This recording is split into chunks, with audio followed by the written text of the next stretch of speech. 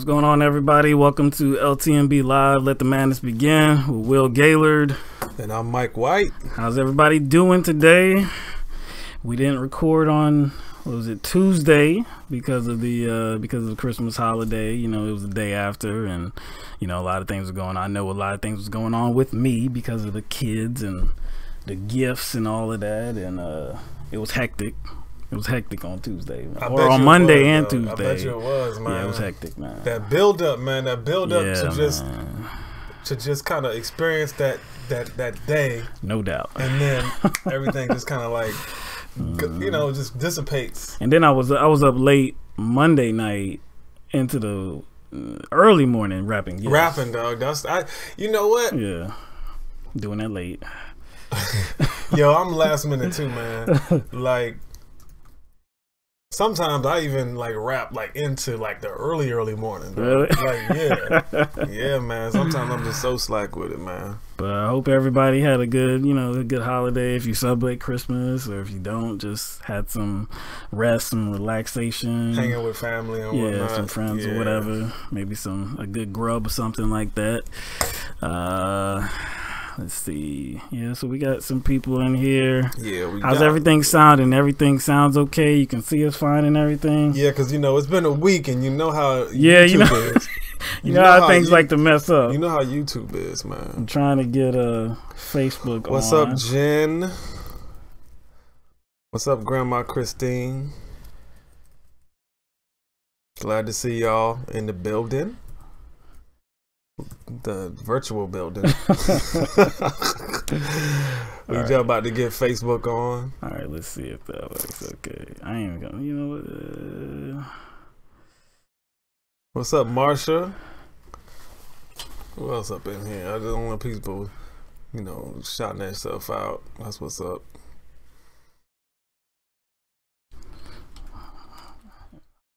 All right, just give me a minute. I'm trying to get Facebook up in here. You know what I'm saying? Join the party. Yeah, at the last moment it just messed up and wouldn't. All right, here we go. I think that'll be straight. All right, let's get Facebook on. But you know, I actually, you know, talking about the rapping the gifts though, I like the buying the stuff is the easy part. To me, the rapping. Oh, the rapping is. Like, it's one of those. It's not like rapping is not like a hard task, but it's just tedious. It's very tedious. It's not hard. No, it's just tedious. Very tedious, man. Yeah.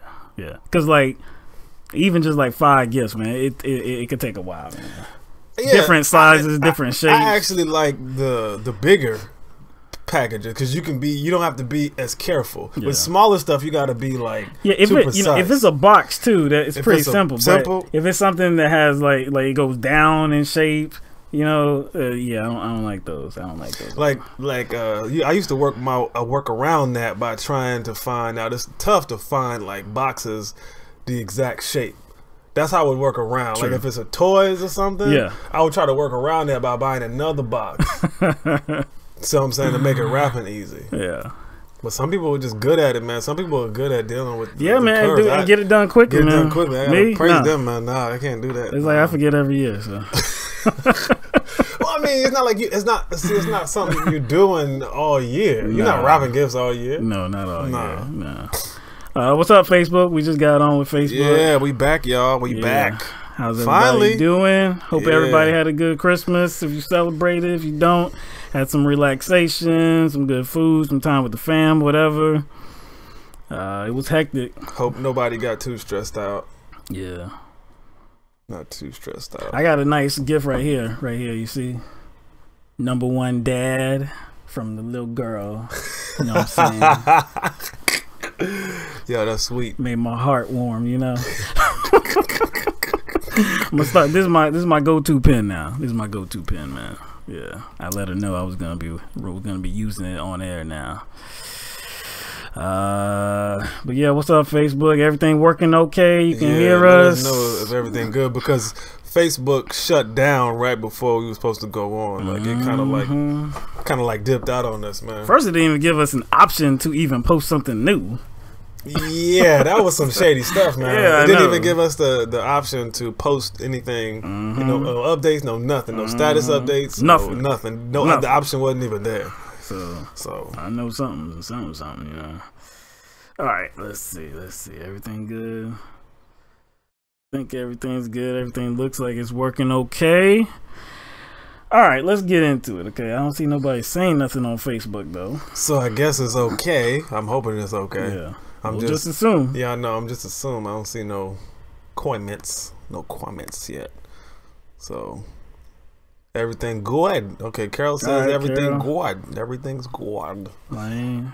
Loud and clear. Land. Good. Okay. All right. Okay. So let's get to it.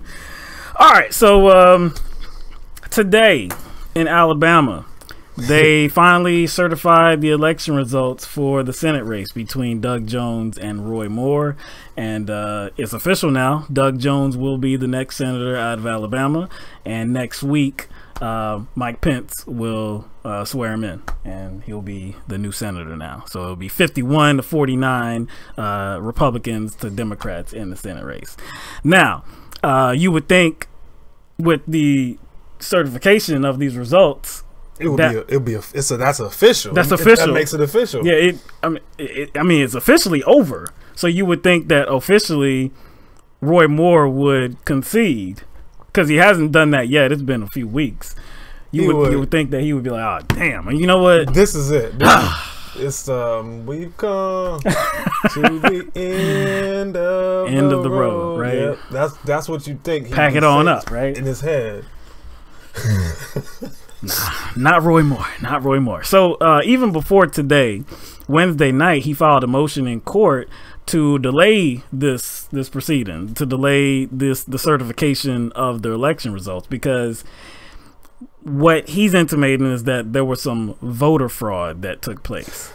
That's the go-to, isn't it? That's the go-to, man. For like Republicans, you often hear this with Republicans, that it's voter fraud. Yes, bigots tend to tend to voter fraud. Yeah, that's the whole reason why you need identification to vote and all that, right? Yeah. Anyway, so proper identification. Yeah. So in the motion, he didn't really list anything that really amounted to voter fraud. I mean, there was nothing specific. He said things like there were a lot of out-of-state licenses, out-of-state identifications that were involved in the vote. There were a lot of people with out-of-state identifications that voted. Okay, now there's no way to know how those people voted. If they voted for him, they could have voted for him. Doug Jones. They could have voted for him too. There's no way to know that, right?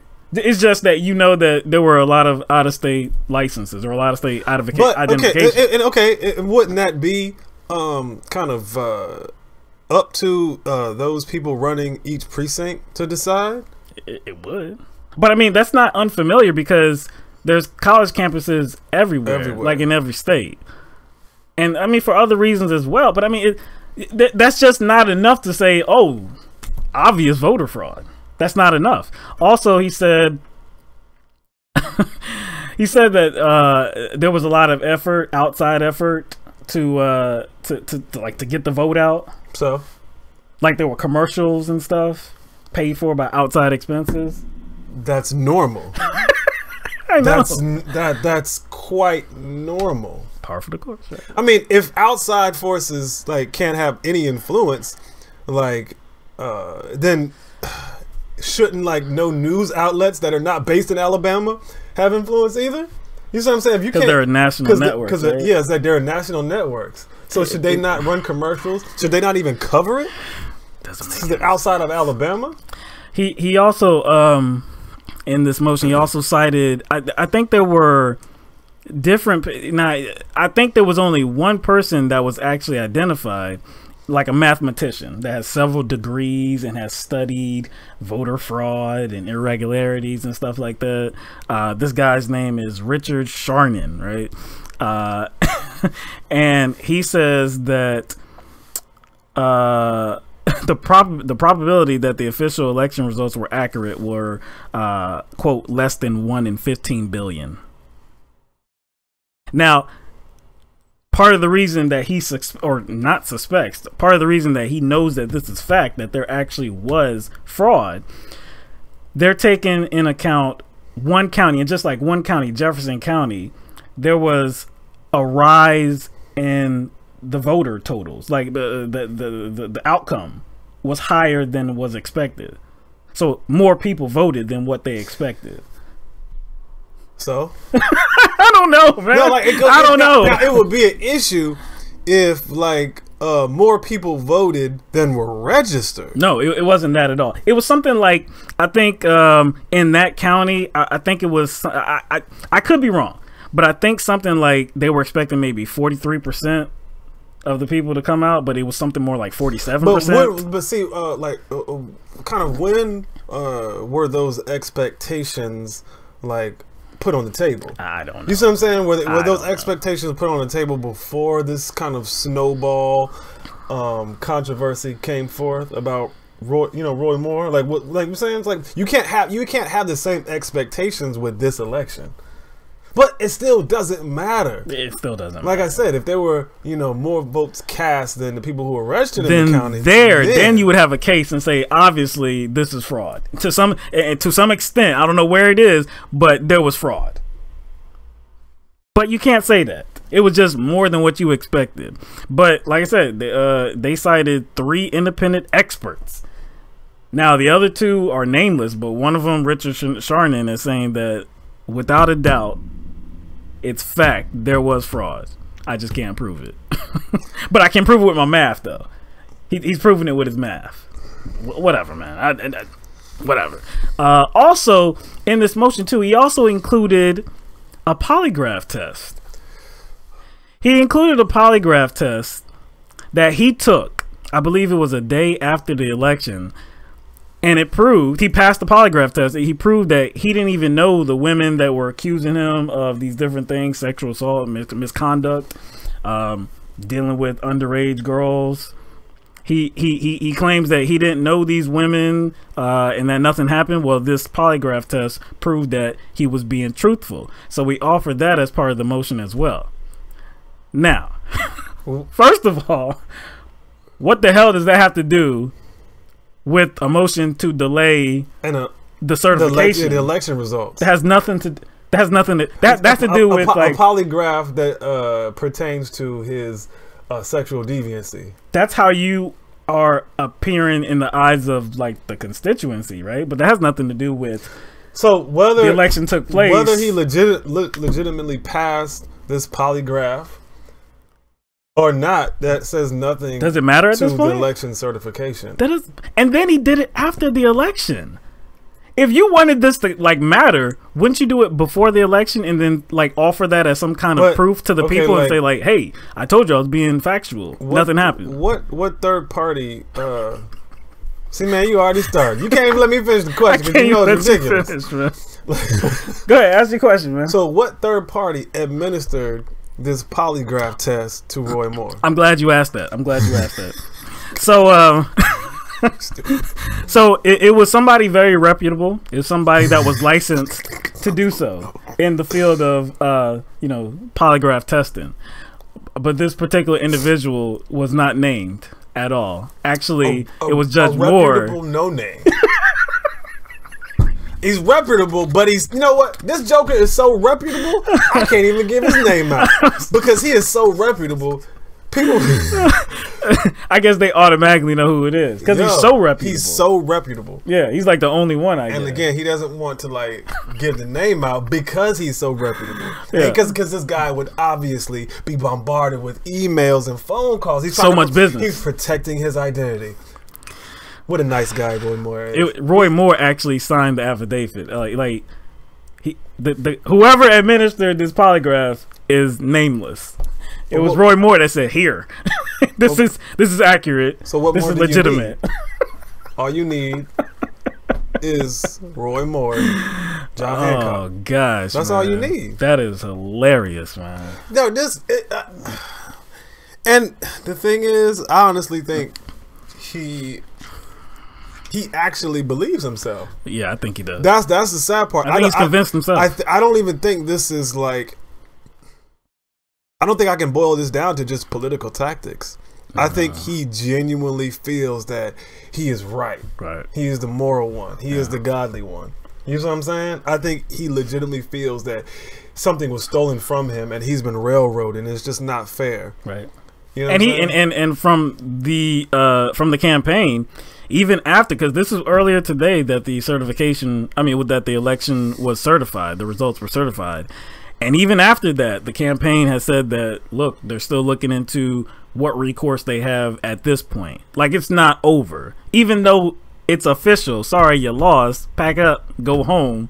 We're done here. They're still trying to see if there's some measure that will give them some kind of tool to say, hey, I'm going to use this and we're going to investigate if there was actually voter fraud. We're going to get to the bottom of this, because this is not a Democratic or Republican issue. And the thing is that that's not something that is easy to get done. No, it's not. You have to like raise a lot of money, because that costs the state money to do that. The campaign spokeswoman, Janet Porter, she was on CNN on Thursday, on today, and she was speaking with Dana Bash, and just adamant that there was something wrong, some kind of fraud actually happened, voter fraud, and it would behoove the governor and the Secretary of State to not certify these results. And it was actually like she was kind of threatening them. It was actually like a but again, like a veiled threat, saying like, y'all are gonna have to, in order to face an election one day too.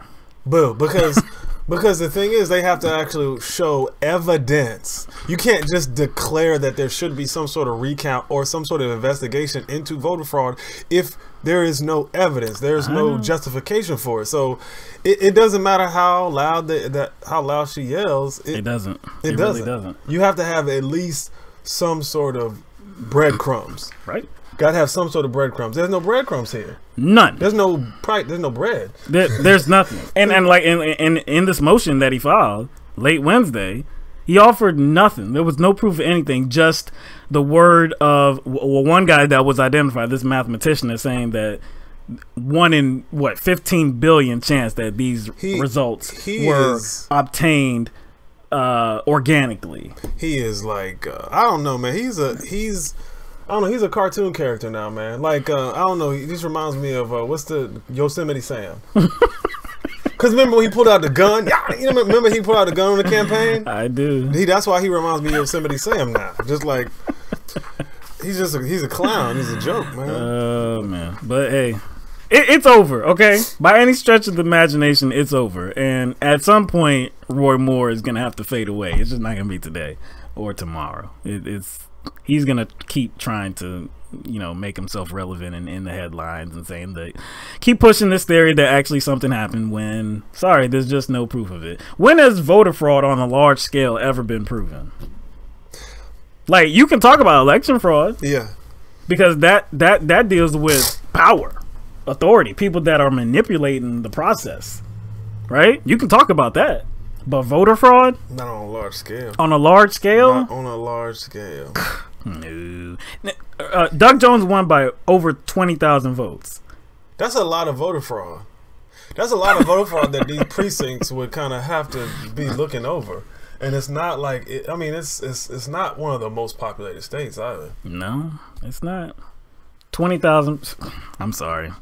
I don't see a case here. So, like I said, man, just go away, man. Just go away. Go away. That leads us to our next story. What are you going to talk about now? I thought we were going to talk about variety. Oh yeah. Let's go to the tax thing. Yeah. Let's talk about the tax thing. Yeah. That's good too. All right, we talk about that afterwards. Yeah. All right. So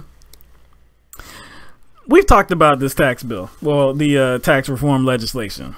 We've talked about how it's going to be bad for people. It was officially signed into law. Donald Trump signed it into law recently. We've talked about the many different provisions inside of it, the many things that they slipped in, and how it's going to be bad for the average American. We've talked about it a lot.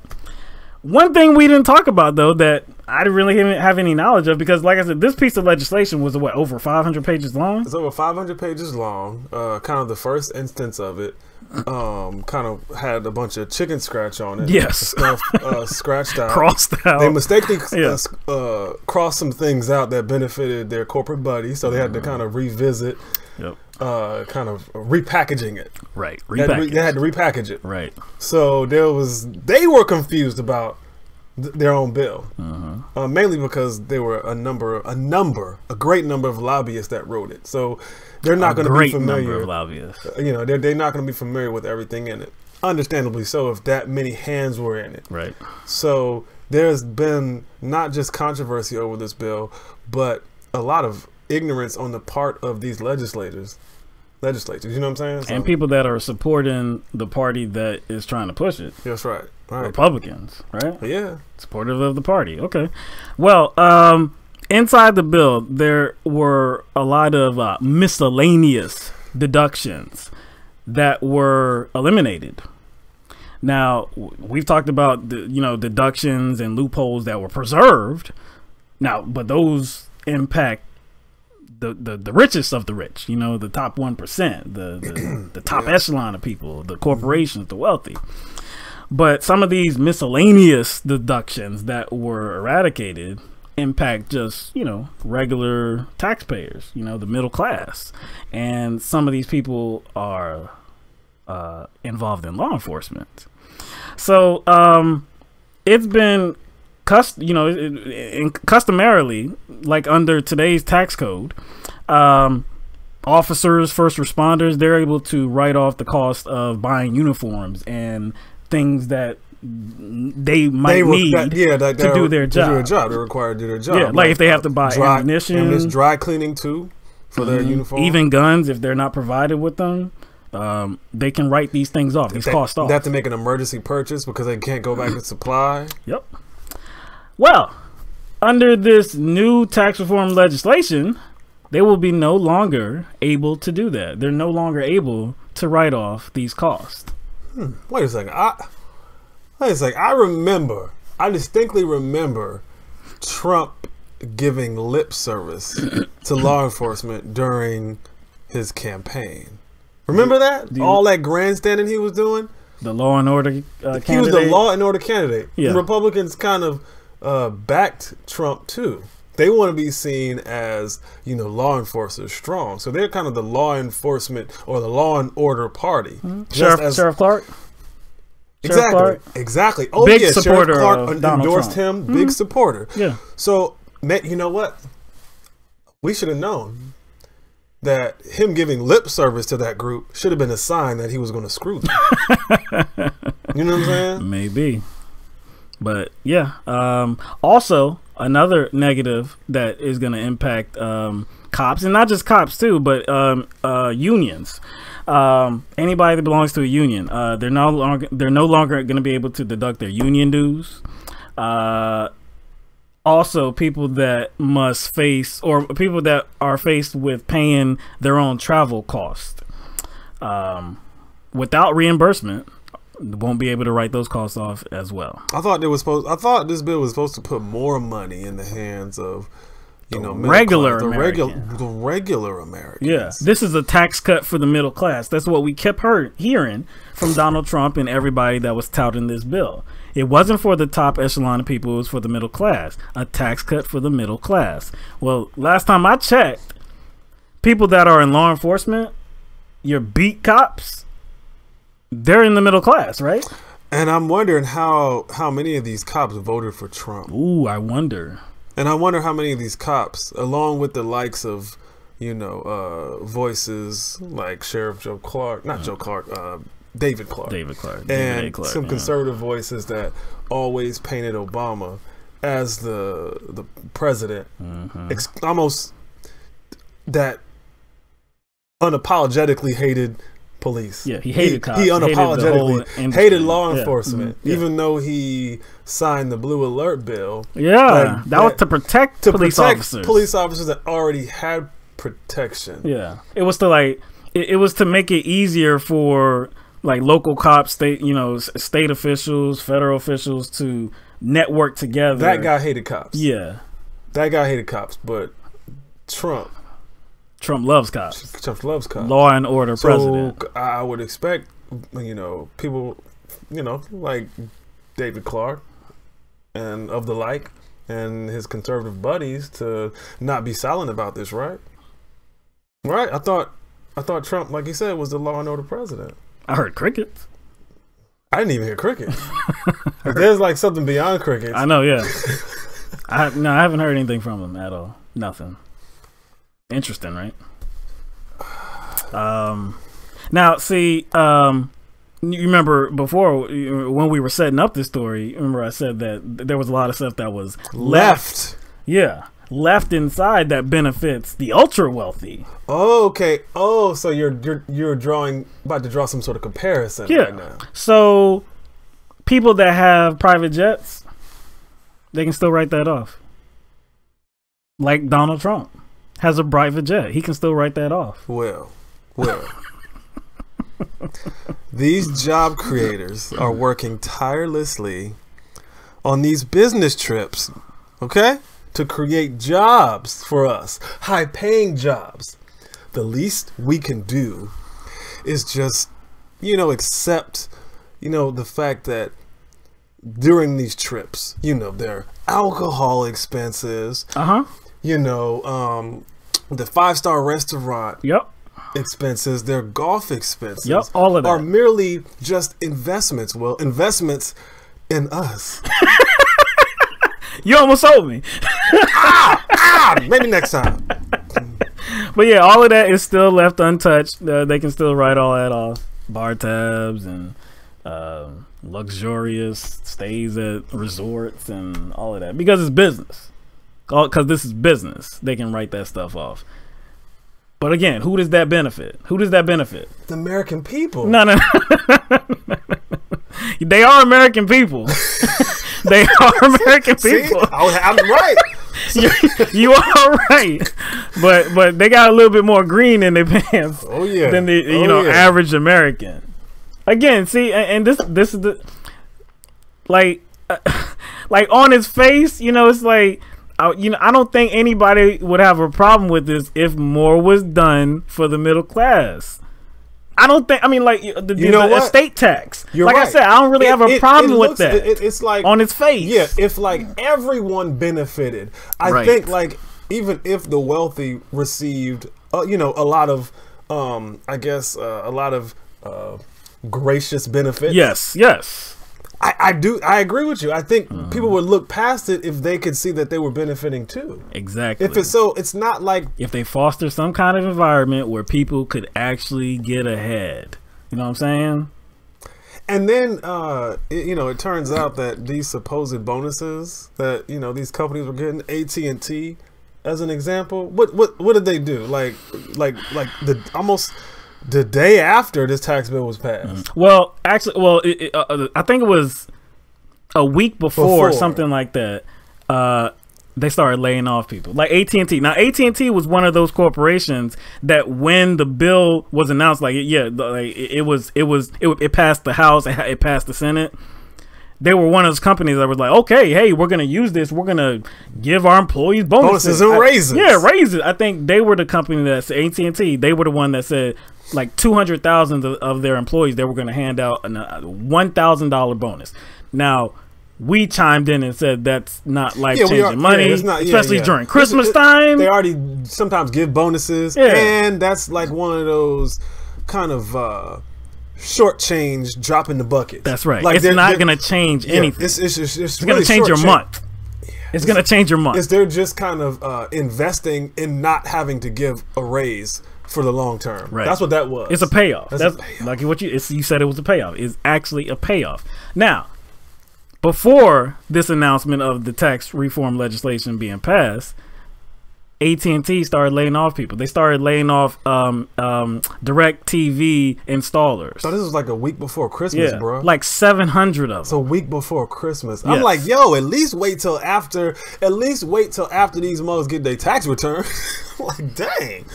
Like before Christmas, and this is the time of year where most companies like like go in the black. Some well, and the companies that are not, they still get the benefits of this season. A lot of spending. A lot of spending is going on at this time. Yeah, I know, man. Yeah, but no, they're cutting jobs. Like I said, 700, and I think it impacted 5 different states. But yeah, they cut like 700 jobs. And there have been some reports that early next year they're gonna cut more than 1,000 more jobs starting at the beginning of the new year. AT&T. So you remember Trump was braggadocious. They're already giving bonuses and raises. Yes. And they're paying their workers more. Exactly. That's already. Yeah. That was the day of the bill got passed. I'm like, he was celebrating the fact that companies just like AT&T were going to do the right thing. The bill is not going to be signed until next year. Yeah, I know. It's like January. We're not going to go into effect. Don't go into effect until next year, like January 18th or January 10th. When is it? I don't know. It's somewhere in January, but it's signed, but it hasn't gone into effect yet. So how does something that hasn't gone into effect take an effect? But if he was so loud about its benefits, why aren't you being similarly loud about the negative impact? I mean, because if AT&T is doing the right thing because of it, why aren't you talking about how they're cutting jobs now? Oh, you mean like why doesn't the same way supposedly he demanded these companies stay in state? Remember that? Yeah. He demanded that they keep the jobs here. You think that he should demand that, AT&T and companies alike retain their worker base? Because that would be good, right? Yeah, that would be good. He would demand that. Because you remember before he even took office in Indiana, you remember? Yeah. He had that win. The Carrier. Yeah. Was it Carrier? He got the jobs to stay there, but it wasn't all the jobs, of course. And then still like 1,000 jobs and left. then they were still. announcing that they were planning on moving jobs later on. Yeah.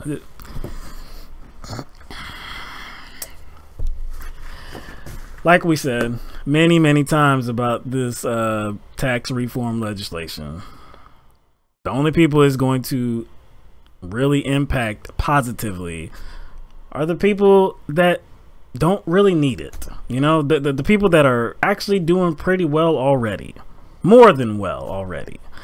Like I said, what we can say, the pain is coming. The pain is coming. Oh, and it's coming soon for law enforcement. And you know what's going to happen, right? You know who law enforcement is going to take this out on. You know who law enforcement is going to take this out on.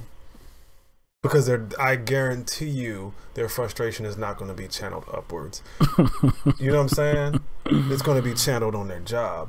Not only is it going to be channeled on their job, it may incentivize them to be more, unforgiving. It may incentivize them to be more corrupt. It may so are you saying that to write more tickets? Are you saying that money problems can cause their behaviors, their actions to, have result in complications for the people that they deal with? I can see it happening. I can see that happening, man. That's what we got, man. Anyway, all right. So Facebook, thank you for being here with us. We're gonna take this to YouTube only. There's the link right there in the heading. If you could push that link, you'll be taken to the rest of the program. Again, thank you for being here. I hope all of you come, but if not, have a good new year. Be safe, and we'll see you next week. Right, because the next show won't be till after. After the new year, man. The new year. So hey, you wanna see the rest of the show because this is I know it's the last show. Last show of 2017. Last show of the year. Come on over, have a good time. All right, we'll see you there. All right. All right, let's get to what you were so anxious to get to, man. Let's get to what you were just so anxious to get to.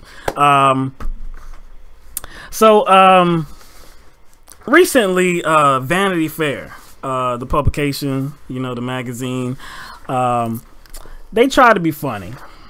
They try to be funny. They tried to make some video. They did make a video about Hillary Clinton. And it was a video, again, it was in jest. It was very, well, it was attempting to be very comedic, and it was trying to tell Hillary Clinton what she could do after the new year. You know, like it was just one of those, like, I guess it was a kind of like a timely spot they did, because it's the end of the year. And, you know, it's a year after the election. Hillary Clinton has been a topic. She's always in the news. So it was like, hey, let's just do something funny. Yeah. And not, hey, do this in 2018. And actually not funny and not insulting. Just like, hey, here's some advice. Not even, it wasn't even telling her to, like, be gone. It just said, like, take a break, pretty much. Well, let's if you haven't seen the video, we're gonna play it for you here.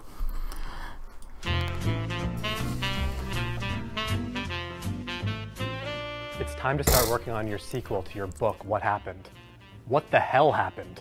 Get someone on your tech staff to disable autofill on your iPhone so that typing an F doesn't become form exploratory committee for 2020. You know, on Anderson Cooper, you were telling him about alternate nostril breathing. You seem really adept. You should try teaching a class. Take more photos in the woods. How else are you going to meet unsuspecting hikers? Take up a new hobby in the new year. Volunteer work, knitting, improv comedy, literally anything that'll keep you from running again. To finally put away your James Comey voodoo doll. Now, we all know you think that James Comey cost you the election, and he might have, but so did a handful of other things. It's a year later, and time to move on. So cheers to you, Hillary Clinton. Cheers to you, Hillary. Cheers to you, Hillary Clinton.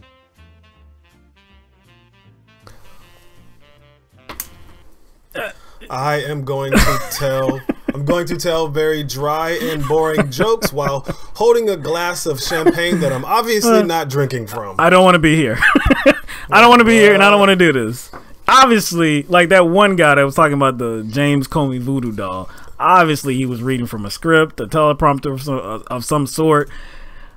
It was stiff. It was very unfunny. Most of it was very unfunny. It wasn't funny. Like, I didn't laugh. It wasn't funny. I didn't hear one funny thing in there. I didn't see one funny even personality. Like, I don't know if those people were paid. I mean, they probably were just like jokers who work in the mailroom. Yeah, like, and you would think that they could get some better actors for that. Even if you don't hire an actual actor, you would think that you would have better acting. Yes, it was just like Hillary Clinton, be gone. You have better things to do. It was just so dry. That had to be the first take. And like, each one of them was on the first take. You said that they looked like they were reading from a script, especially that robotic dude. Robotic, man. It was horrible, man. So, it was bad. But even though it was bad, and pretty bland. Oh yeah, dry. Some people had a problem. A lot of people had a problem with this. The internet exploded. Man. And of course, it's Hillary fans, Hillary supporters that are so mad about this, right? So there was such backlash that Vanity Fair actually apologized for the video. What do you mean they apologized for the video? So their statement read, "It was an attempt at humor, and we regret that it missed the mark." Okay, wait. So they're apologizing for how bad it was. They're apologizing for how lame it was. They're apologizing how, like, their attempt at dry humor failed. Is that what they're saying? Like, that's the only thing that I was offended by. And this was kind of only, I guess it was originally posted on Vanity Fair's. I'm sorry, Vanity Fair's website. Okay, so really they didn't have to pay for it. So no. Okay, good. Anyway, it's not money. But I'm just saying, like, are they apologizing for how whack it was? I don't think so. No, they're apologizing because it upset Hillary supporters, and I guess they're apologizing because they feel like it was offensive. It went too far in attacking Hillary Clinton. Because see, the narrative is now that this video was, one, insulting, and two, sexist as well. What was sexist about it? Well, one, people had a problem that Hillary Clinton was being told what to do, because you can't tell a woman what to do. That's sexist. So they were just giving suggestions on what she should do because she was a woman, and they wouldn't do that for a man. Hey man, it's sexist. It looks like they were just trying to like seriously reach for something. Yeah, reach for the offense. Reach for the hurt feeling. It's like whatever they can kind of conjure up to create a victim out of Hillary Clinton. Also, what was also sexist is that she was being told to go knit. And you know that is tied to females. That's something that... Yeah, but that's something that usually... I mean, you can't tell. Typically, that's what older females sometimes do. That's a choice that they make. Like, you don't really hear about old dudes knitting. No. And then when you hear... They give sometimes like when dudes retire or when people feel the need to tell men where they should go, they say, you know, how about you go fishing? That's typically something that they perceive men to do. Is that sexist? No, because that's something typically that older men like to do. So these are stereotypes, but they are also kind of true. Yeah, like the knitting thing. Yeah. Like, you just don't really see that many old dudes knit. That's just a fact. I'm sure that there are some. I'm pretty sure if Hillary Clinton wasn't, you know, a woman, and it was, you know, I don't know, Henry Clinton, they would suggest something that men typically do. I'm sure they would, because it would seem out of place to tell a man to go knit. It's just, like I said, it just in our culture, it just wouldn't really, the reference just wouldn't hit. It wouldn't even make sense. No, it wouldn't. Like that, like telling Hillary Clinton to but what other suggestion did that person give? Well, one, it was a female that offered the suggestion, and two, it wasn't just that she said knitting. Like, maybe you could have a case if she just said go knit, and she said it in a very like Didn't she say derogatory like attitude. Improv comedy. She said improv comedy as well.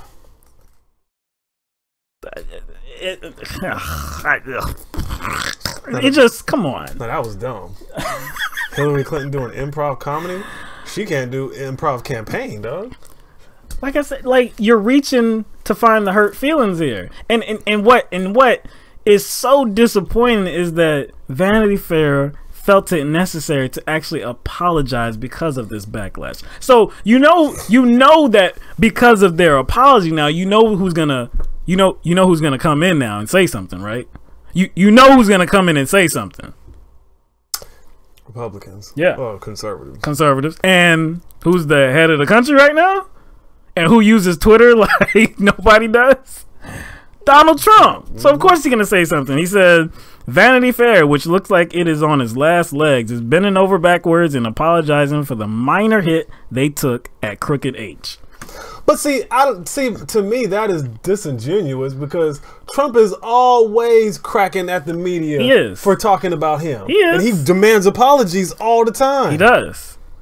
It's very hypocritical. It's very hypocritical. But it doesn't mean he's wrong, though. Yeah, Vanity Fair put themselves in a position. Yes. So like I said, you brought up a good point. He is very hypocritical because he thinks he should be apologized to on a daily, but probably on an hourly basis. He should be celebrated on an hourly basis. So yeah, hypocritical, but doesn't make him wrong. Yeah, Fox News was having fun with this. Yo girl, Tommy Loren, having fun with this. Toby Lizard. Toby Lizard. Teriyaki lentils. Having fun, man. Like, Vanity Fair forced conservatives and Republicans to just run away with this and be like, look at these poor little liberals, the snowflakes got their feelings all twisted up in binds. And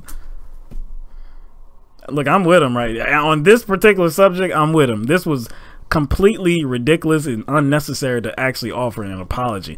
Like you said, the only apology that should have been offered was apologizing for the unfunny nature of this video. Not that it offended people. Hillary Clinton or anything like that. I was offended by the video. Yes. But not because... But because it was unfunny. Because it was so whack. Yeah. Like try some better actors or something. Like, if you can't find nobody in the building that can act better than that. Honestly, they could have employed the best actors.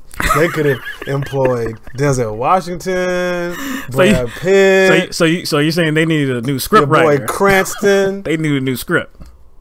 Harrison Ford could have been up in there.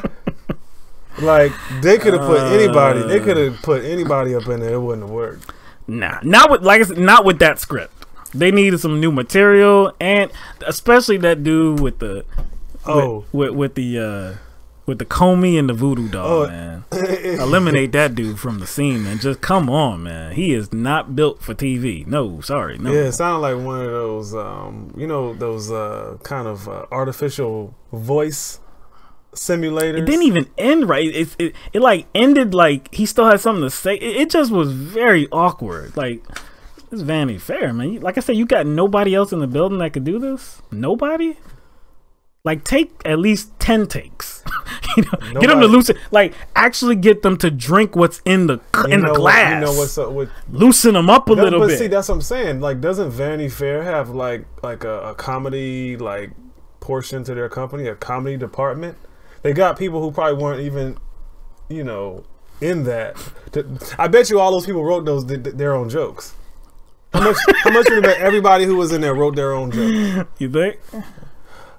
I'm willing to think anything now because it's so whack. I'm trying to figure out why it was so whack. But anyway, I don't know, man. I don't know. But yeah, it was bad. It was bad. All right.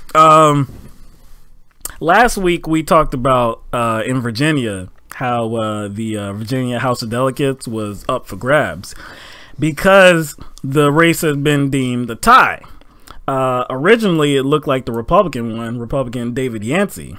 But because the vote count or the results were so close, there was an automatic recount. Because of the recount, the Democrat, Shelley Simmons, actually pulled away, and she actually won by a margin of just one vote. But then after that, there was a contest. There was a challenge to the results because of one ballot where there was some erasing. There were like multiple, I think, check marks or something like that. It looked like the voter may have voted for both of them, but then may have ultimately changed to Yancey. Like the final decision was for Yancey, but I guess it was such a mess that they discarded it because they couldn't really determine. And that was who the vote was for. The vote that would have decided it. Well, that was the vote that would that was the vote that would have pushed Yancey over the top by one vote, I believe. Well yeah okay, yeah, it would have pushed him over. So originally, how were they going to? Well, no. Okay, so hold on. Simmons was up by one after the recount. Then they added the busted up ballot, and that made it a tie. But it was busted up, but at the same time, it was clear who this person voted for. I don't know. They didn't reveal the actual ballot. They just kind of described it because I guess I don't know if it's against the law to do so or whatever, but they didn't offer exactly the ballot, what it actually looked like. They just kind of described it. But like I said, a 3-judge panel said that, look, we're gonna count it. I don't know how explicit it was, like how determinative it was that the one that casted the ballot wanted to vote for Yancey. I have no idea. I don't know if it was that clear or not, or if they just wanted to be like, hey, well, gotta give him a chance. I have no idea. But anyway, so because of that ballot, it's a tie. And on Wednesday, just yesterday, there was supposed to be this toss-up thing where they were going to pull one of their names out of the hat, and that was going to be, the next delegate, which is crazy. But Shelley Simmons, the Democrat, she filed a legal motion disputing the results because she doesn't believe that last vote, that busted up vote, should have counted. And I believe her challenge is because it should have happened, if they were going to count it, it should have happened at the recount, not later because of some 3-judge panel or something like that. Or I don't know how. I don't know if her challenge, is, I guess holds water, or I have no idea. I have no idea what the challenge is going to result in. Really, I have no idea. She just doesn't want to I guess, leave it up to chance. No, yeah, and she was actually interviewed about it, and she's like, this is not the proper way like I said, to have this ended. And I think the problem lies in the fact that, I guess, there wasn't a lot of foresight. No. It wasn't a lot of foresight. It's neither of their fault. It's neither of the candidate's fault, because, like, when there's a deadlock like this, like, what is going to be, I wouldn't call it the legal consequence, but what is just the electoral, like, consequence? Like, what can they do electorally to, like, I guess, to close this out, other than leaving it to chance, drawing from a hat? Like, what can they do? They could establish some new rules, but it doesn't seem like they're, it doesn't seem like they want to do that. Well, then that's the thing. They'll be at a stalemate. Yeah, that's why they got to pull a name out of the hat. I know, it seems crazy. 2017, it seems crazy. Now, okay, so Simmons' lawyers in a lawsuit said that it was a clear legal error. That was the quote from the lawsuit, saying that the 3-judge panel really had no standing here, because if that vote was going to count, it would have happened at the recount, not the next day. So I guess that's the basis of this challenge. Again, and they say that it is contrary to Virginia law. Okay. So she looks like she might have a stone throws of a chance. Yeah. I guess so. I mean, like I said, it's been halted. And honestly, it's been delayed because of this challenge. Honestly, if they can challenge it legally and win, I ain't got nothing to say, because I respect that more than, like, drawing from a hat. Like I said, I do. And we were kind of making fun of it last week, saying that it, like, leaving it, like, there's so many other ways that would be better, even more ridiculous ways that would be better. Like we were talking about, like a potato sack relay race. Yeah, at least that results in a win. Like let these moles play Connect 4 or Hungry Hippo for it. A game of 21. Hit the ball. I get first. Spades. Something. 3-point challenge. Shooting a basketball from half court. See who makes it first. Like, something to show that somebody won. Like it took some kind of effort, not just standing there and saying, draw from a hat. Pick the name. Who can burp? Who can burp the longest? I won. Something. But anyway, yeah. So we'll see what happens. I don't know when this is gonna be ruled on.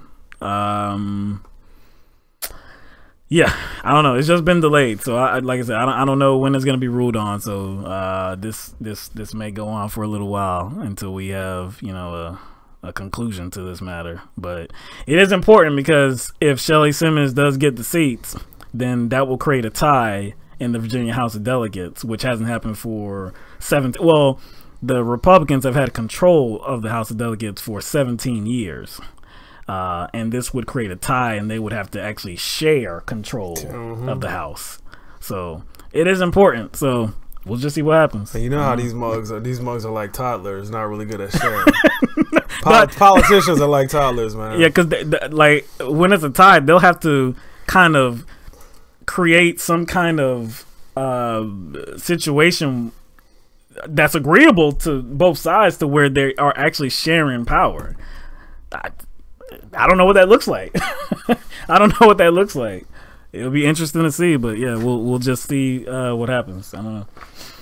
All right, so let's get to an issue that's personal to me. You sure you're gonna be able to carry on this next story, man? Yeah. We should have saved it for last, so I don't get too upset. You know what I'm saying? But we're gonna go with it. It just seems, because I mean, before we go to this story, Will has some personal experience dealing with this particular issue. So he might provide a little more juice to the story than normal. So I'm just warning y'all. A little bit. Yeah. So I mean, some recent history too. Recent history, right? So yeah, he has some personal trauma. Yeah. So anyway, okay. So recently, the huge corporation Apple, they announced, or it was revealed, and they actually admitted to it, that they are actually slowing down old phones. So old Apple phones have been slowed down by the company. They say because of battery issues. Because, of course, as phones age, battery performances decrease. Yeah. And as like all of this data transfer and all of these like the applications create more stress on the phone and the battery. Like as technology, I guess gets better. They have to increase the quality of the battery. And so the older phones, they'll the quality of the battery is not as good. Yeah, it's always decreasing. It's always decreasing. Of course, it's a battery. Right. So again, they said that through the use of updates, they purposely slow down older phones to mitigate the impact on the batteries. Now I saw this report. It didn't make any sense to me. It didn't make any sense because the personal history that I have is okay. I've had an iPhone for I think going back to 2015. Never had Apple anything until 2015. I got an iPhone, and I had the 6. Right, had the 6 just up until about a month ago or something like that. Maybe about a month ago. Maybe not even a month ago. Right, it worked beautiful for me. I mean, I had no problems with it. I did all the updates. No problem. Now, a few months ago, another update came through. I did that update. All of a sudden, my phone's jacked up now. Like the processes are slower. It takes longer to do things. Certain applications don't even work now. Battery has drained enormously. Like before the update, I noticed that the battery wasn't at top condition. It wasn't as like in 2015. No, it wasn't as potent as in 2015, but it was still good. I could get through a whole day and be good.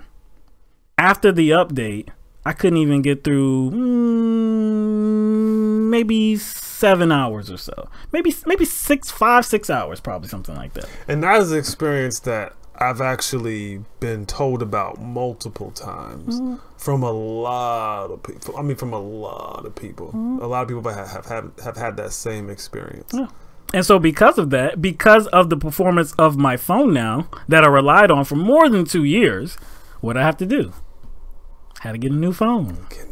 Had to get a new phone now because the performance of my old phone. Because I couldn't do the same things that I was doing before, and I couldn't rely on the battery. So it's almost like you were forced into the market. Almost like I was forced into the marketplace, right? Almost. Because there were newer iPhones that came out since the 6. I had no need to purchase these new phones because my phone I thought worked beautifully. There were no problems with it. I'm sure there were upgraded features with these other phones, but I was like, hey, I mean, it works. It works fine. I'm not paying for especially after the 2-year period. I'm not paying for the phone anymore. I've already paid for it, so my bill is lower. Why get an added cost for a phone that works fine? Anytime there's a software update for a device, right, and this device has proven to be buggy, and they have multiple complaints, usually they kind of issue an update to the update to fix it. No update for the update that busted no counter update. No, not at all. So again, like their explanation that they're doing this to mitigate the poor performance of batteries on older phones, that doesn't make sense because look, if through the update the effect on old phones is that applications are stressing the phone out even more, don't work like some don't even work anymore, the battery's draining even worse than before the update, what you're doing is just you just made the condition of the phone worse. That's all you did. You stressed the phone out more than what it was before. If you're trying to say, hey, we're trying to preserve the battery life for you, but in essence you killed the battery life. How does your explanation make any sense? It doesn't. So because of that, several lawsuits are popping up now. Several class action lawsuits are popping up, and they're saying, these lawsuits are because they're saying that Apple defrauded customers, and forced them back into the marketplace to buy a phone that actually worked. See, the only reason I bought a new phone is because, like, my phone became inoperable, not because of software, or not because of slowness, because like my screen was cracked. Right. Like I used that thing until like, well, phones don't have wheels. Can't say till the wheels fell off, Right. but just using that as like a colloquialism till the wheels fell off. Right. I used my phone till the wheels fell off. That's the only reason why I got a new phone. I didn't have to. True. You know what I'm saying? I don't think you. I just don't think. What number was it? iPhone what? Mine was the 6. Dang. Not you had a 6. I had a 6. So it's not like yours was like some sort of. It wasn't like a primitive. No, it came out 2015, man. Summer 2015 is when I got the phone, and all the way up until I would say about October of this year, September, October, I can't remember, but it was working completely fine. Update hit, just like every other update before that, I went ahead and did it because it did nothing to the phone. It didn't impact the phone in a negative way. Went ahead and accepted the update. Totally different, noticeably different, man. Like not a slight adjustment. I'm talking about severe. And you know, I think what's important here is I think most people expected that this was happening, and not just with Apple too. I believe most people think that, hey, you know, through the use of these updates, because I've had on Android phone, I've had an update, you like kind of, you know, mess up the phone, because you have to think that when they put out these updates, they're bigger files, right? So if the phone can't handle that, then yeah, your phone is gonna slow down. But I don't think that's what we're talking about here. That's not what we're talking about here. Got somebody said, do you guys feel safe with Android phones? I guess they're talking. She's talking probably to people in the chat. I mean, they're computers, so you can actually get certain applications like that kind of thwart malware, adware, right, and stuff like that, and viruses. So I mean, that's an option for Android phones. Marsha does. She said something about she still has a slide phone. Can you like take a picture of that and send it to the inbox?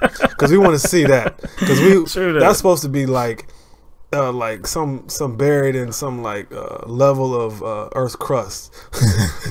Like I needed to see that, but yeah, these suits were filed in California, New York, and Illinois. Like I said, it's stunning that Apple actually admitted it, because the offer of explanation doesn't make sense. You would think they would have. Well, no. Well, see, something that made sense. It think about like what they're telling you their intent was, or intent is. Their intent was, like to cause the phones to run better. See, that's where they're protecting themselves. You have to look at it from the reason they gave. So the reason they gave is to protect the consumer. That's the reason they're given. That's like, the reason hey, given. we're just trying to protect the older phones from running slower, and the update was supposed to do that. But like you said, the update didn't do that. No, it did the opposite. But see, what matters is in these cases, unfortunately, their is intent. You see what I'm saying? Yeah, it was it. But why not? Like you said, where's the update to the update then? See, if their intent was to do that, and they know the update was buggy, they would have kind of issued a counter update. Because if they can bust it up, they can fix it up. Yeah, you know what I'm saying? Bust it up. Yeah. They can fix it up.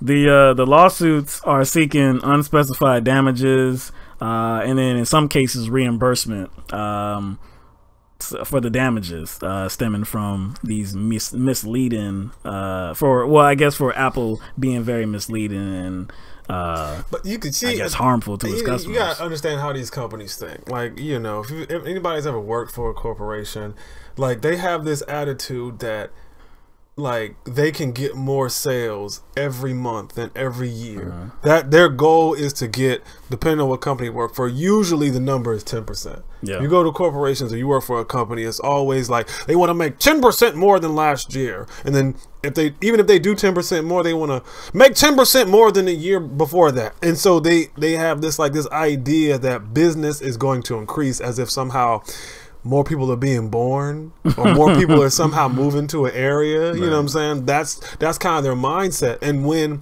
that is not fulfilled, it's not surprising that they would try to create that.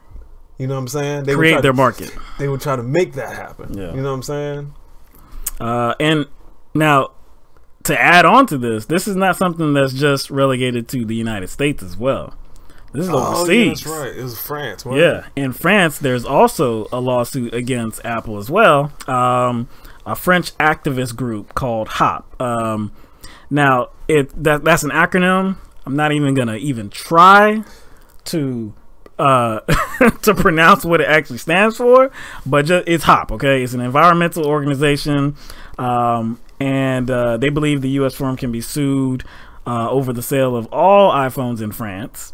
And if they are successful, it's possible that the Apple's executives could be jailed.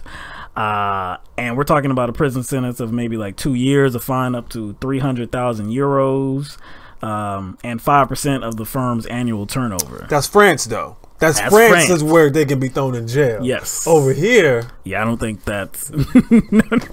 you think Congress will let that happen?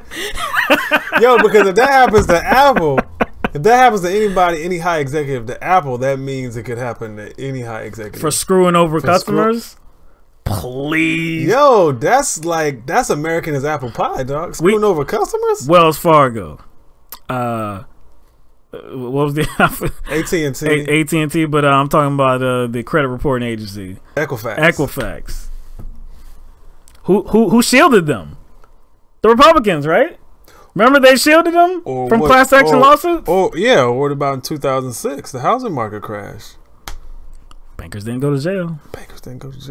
Please, nobody's going to jail here. But yeah, it's interesting if France could actually, if this lawsuit in France is successful, that they actually might see jail time and face stiff fines, penalties. That will be interesting. Well, I mean, it makes sense. I mean, that's how they deter other types of crime, right? Yeah, by penalties. Right, saying that you can't do this shit no more. Right? There's gonna be some penalties for your actions. All right. Let's see what you want. Let's see. So we did that one. Let's get to